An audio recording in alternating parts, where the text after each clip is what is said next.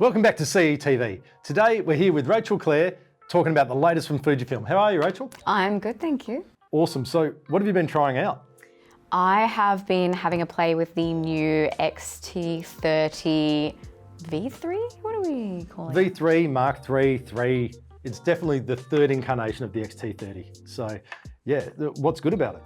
Well, I guess on first impressions, the thing that I'm noticing straight away is that it's incredibly compact. It's so lightweight, super small. We've got the new generation 16 to 55 lens on here at the moment, and it's still super lightweight and it's sort of like pocket sized, which is really handy. That's the nice thing. We were touching on it earlier that you can use your full range of Fuji XF lenses with it. Yep.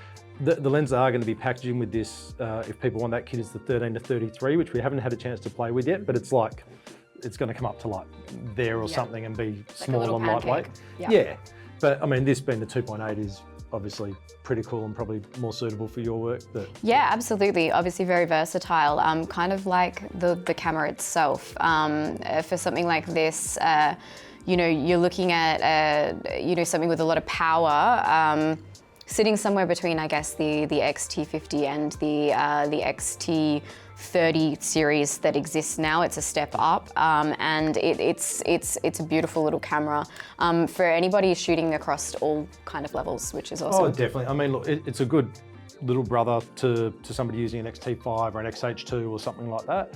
Or if you want to step it up a bit from XM5 or something like that, then you know it's also a great way to go. But I really like how they've got all the film simulation modes on top now and also doing it. And despite the fact I was getting confused whether the V was for Velvia or a video mode, yeah, I actually think it's pretty cool that you've got that just at your fingertips to change your film. Yeah, this has been brought across, I think, from the X-T50, something that was incredibly popular with that, and I think something that we've seen on a lot of Fuji cameras now, really playing into the popularity of those film simulation dials and the ever known superiority of what I think is the Fuji colors themselves. So they've got a couple of my favorite sims on top of this one. They've got classic chrome up there. I shoot a lot in standard these days, which you know gives a beautiful color as well. So yeah, lots of very cool features just available right there. What I love with that is you've got 20 film sim modes on this one, and you've got 6 of them available on the top, plus 3 customizable, so you can just put your favorites straight in. Yeah, and also of course with all Fuji cameras, you can also punch in recipes and have those saved up there as well. Definitely, definitely. So we're talking 26 megapixel, which is fine for most things, and we're stepping up now to 6.2K 30p, which is pretty cool, and also 4K 60p, and 422 10-bit. So pretty cool from a video perspective as well. Absolutely, and I guess for anybody who has been in the industry for a while and has been, has quite large equipment and stuff that they're using, people would be familiar that a lot of clients are now asking for, video as a substitute as well as imagery. Having something like this in your kit to be able to have it set up to do that kind of quality video on the go, it's nice and small, it's versatile, is incredibly valuable. Yeah, and I can't wait to see, speaking about what clients are asking for, I know when we're doing events or where we're doing things, or whether we want to preview something or review it, we often want those short form videos as well with the 916. So this has got this cool new little feature, which I think you either have played with or going to play with, and we'll probably flash something up about it. But what can you tell us about that?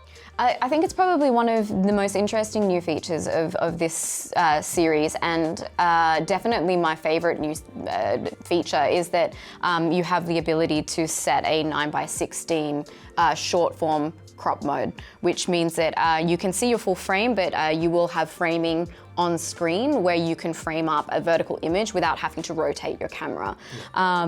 And then I think we can pre-select on it 15, 30 or 60 seconds in the menu, so we know exactly what we're shooting if we're going to Instagram or wherever it may be. Absolutely, and I guess for a lot of us as well, that's a great guide, especially if you're doing multiple short crops of footage. It definitely is a great way to in-camera control your time in terms of how much you're shooting. You're able to just sort of keep an eye on how long a length of one clip of footage is, and go from there. Yeah, cool. And of course, still got our exposure compensation dial on top, which I'm always personally a big fan of. Yeah, what else? Have you played with the high ISO at all? Not with the high ISO, but No, that's all right. Maybe you can play with it over the next few days anyway. We're going to do an awesome Halloween shoot with you next week, and that'll be, I think, a good time to play with that. Yeah, so we've got 160 all the way through to 12,800.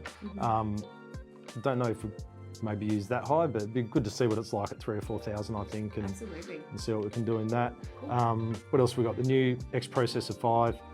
There's about 1 million sorts of subject tracking, so you can subject track people, trucks, planes, birds, animals, insects. There's probably some others. Insects is a good addition. Yeah, look, certainly, but it sounds crazy, but if you're doing, maybe something, trying to get in close to a bee on a flower or something, and yeah, it's just another opportunity to do that. How they come up with this tech is beyond me, but anyway. Yeah, and I mean, like, subject tracking is something that we're always looking for improvement in, especially for people who are working with motion. We're often in situations where we need a camera, no matter which one it is, to be able to handle a fast-moving subject. So that's really important. Yeah, look, so I think, we talk about content creators, but we also talk about, stills photographer that needs to do a bit of video, a video photographer that needs to do a bit of stills. I think this can do all of the above, or even if you want a family holiday snapper, I think it probably plays into that space quite well as well. Absolutely. One of the most common questions I think I'm asked, even just via my socials, etc., is I want to have a camera that I can take with me, on holiday. I've been looking at, some of Fuji's other cameras that are on back order for a very long time. What else can you recommend that's in that range, nice and compact? And I'm always saying, not to overlook for just your holiday cameras. Don't overlook those bodies with the capacity to have the interchangeable lens system. Have a think about what lens is the most valuable to you, what focal length is going to be super valuable, and run with that, especially looking at the weight and stuff, because this body by itself is incredibly light. Fuji offers a lot of very lightweight lenses packaged together.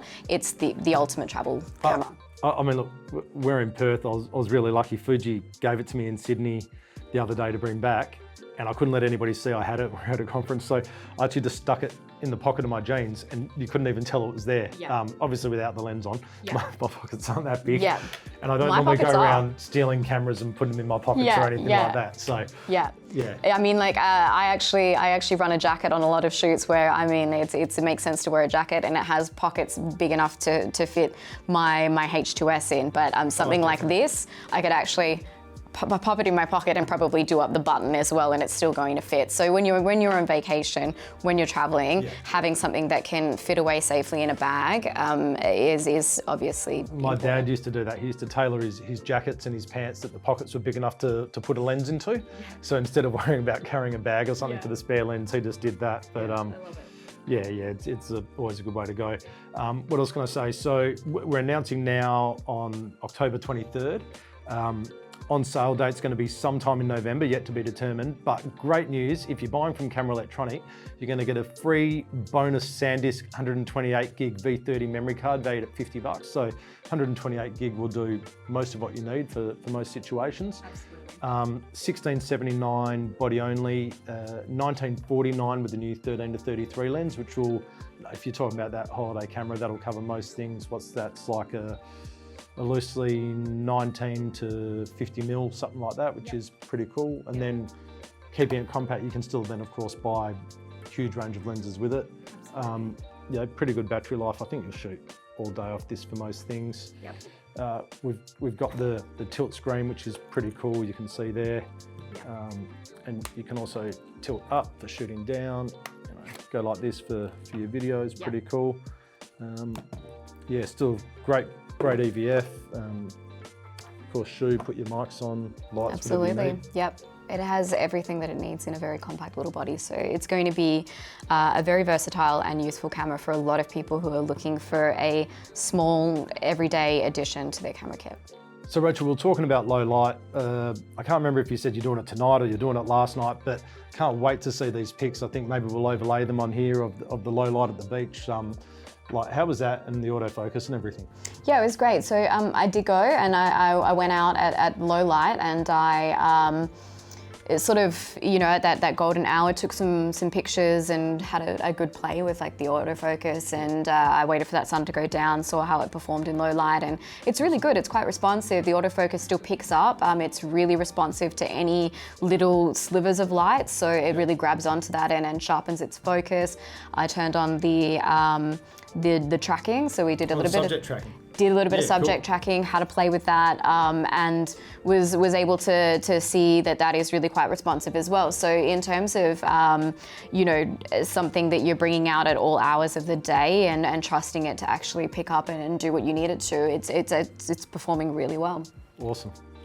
So Rachel, you've been shooting lots of Fuji cameras for ages now. Who's this camera for? Yeah, I mean, it's for everyone really. You know, as somebody who shoots Fuji cameras across all levels, from the GFX system and across all kinds of cameras in the X series, you know, this is a camera that I personally would love to just have in my arsenal, in my pocket, as something to use in addition to my other cameras on shoots. There's always a place to have something that allows you to have a little bit more fun and be creative with your work. You know, sometimes on these big jobs, you know, we do get stuck in getting that really high-end content, and that's obviously required of us. However, I find these days my clients are often giving me this great opportunity to get a little bit creative for it, and you know, the little cameras like this just sort of allow us to do that, especially in between shots. If the video guys are doing their thing, I can pull this guy out and sort of have a little bit more fun with it. Oh, you can even do a bit of BTS with it and stuff like that. Absolutely, and with a really versatile lens, especially with the new lens coming out. You know, like that's going to give me some great range of focal length in order to just kind of get creative, and I think that's awesome. And I think, you know, that ability to do such good quality videos in such a small package as well, you know, the 6K and stuff, I think, yeah, it's really, as you said, a camera for everyone. Yeah, it really is. Yeah, it's awesome. There you have it, folks. Rachel Clare's first impressions of the brand new, awesome Fujifilm X-T30 III, Mark III, V3.